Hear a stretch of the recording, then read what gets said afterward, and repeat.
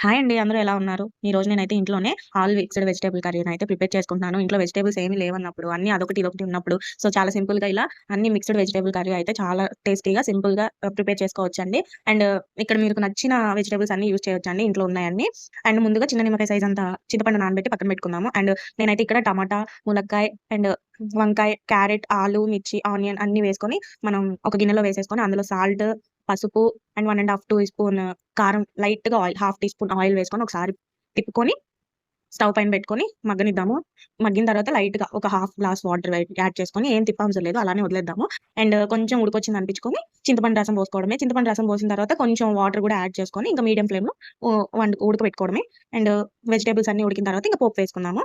And pope oil వేసుకొని పచ్చెనపప్పు, జీలకర్ర, ఆవాలు, వెల్లుల్లి రెబ్బలు, ఎండుమిర్చి, కరివేపాకు అన్నీ వేసి పోపు కాగిన తర్వాత ఈ కర్రీ మొత్తం పోపులో వేసేసుకుందాం. అంతేనండి. లాస్ట్‌గా గార్నిష్ చేసుకోవడమే. కొత్తిమీర వేసి ఒక 2 మినిట్స్ బాయిల్ చేసుకొని స్టవ్ ఆఫ్ చేసుకుంటే ఎంతో టేస్టీగా వెజిటబుల్ కర్రీ అయితే ప్రిపేర్ అయిపోయింది. Thank you for watching.